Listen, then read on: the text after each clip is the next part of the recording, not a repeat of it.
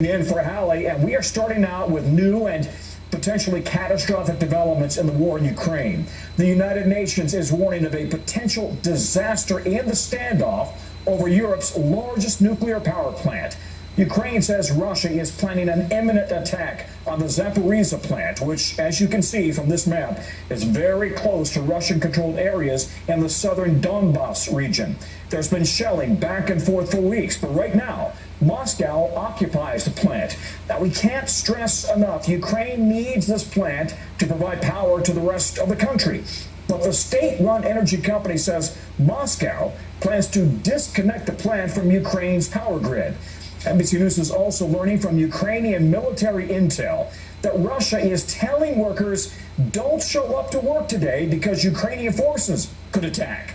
We have video obtained by NBC News from inside the plant, and as you can see, Russia seems to be stockpiling tanks. We should note it is not clear when this video was taken. Now, Russian President Vladimir Putin actually got on the phone with the French President Emmanuel Macron today. The Kremlin says Putin blamed Ukraine and vowed to let nuclear inspectors go inside, international inspectors. As Ukraine's President Volodymyr Zelensky says, the world is on the verge of a nuclear disaster, with the UN Secretary General taking it a step further. We must tell it as it is. Any potential damage to Zaporizhzhia is suicide. All right, we are now getting word on more U.S. action, with the White House unveiling another massive security package, $775 million worth. Megan Fitzgerald is on the ground in Kyiv for us. Megan, I want to put up video right here showing Ukrainians walking through response drills in case of a nuclear disaster at Zaporizhzhia. No reports of attacks at this moment, but give us a sense of just how concerned the Ukrainians are right now.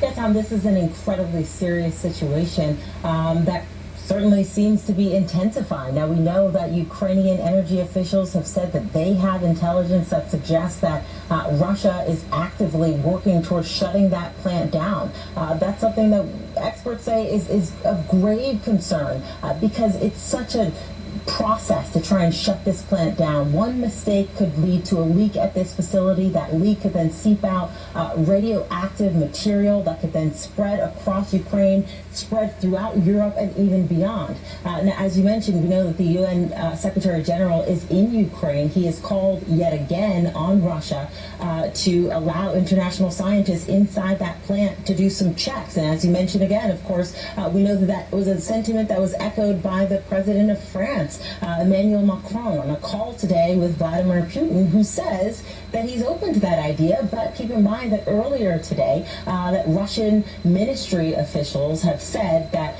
that's something that they would like to see in September. Ukrainian officials are saying, look, this is a dire emergency right now. They want to see these international scientists inside that plant as soon as possible because this is a serious situation that could change at any hour.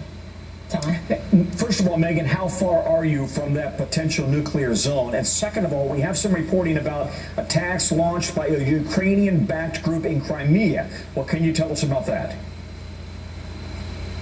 That's right. Well, so we are in Kyiv right now, so we're a good distance away from that plant. But again, the big concern is about the winds. If there is a leak, the winds can carry radioactive activity anywhere, really, depending on where the winds go. As to your other question, we know that according to a Ukrainian official who has confirmed with NBC News, saying that it was these pro-Ukrainian saboteurs. So these saboteurs, essentially, another word for them are these guerrilla fighters.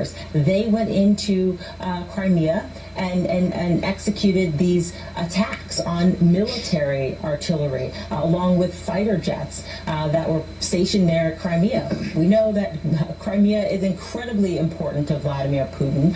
He annexed it, of course, back in 2014. This is where they are holding a lot of their military artillery and jets, of course, as they try and continue this war. So this was a big blow. And what we're seeing here by these attacks that took place, two of them in just a week's time, is that Ukraine is now coming on the offensive as we head into the 6-month anniversary of this war. Tom?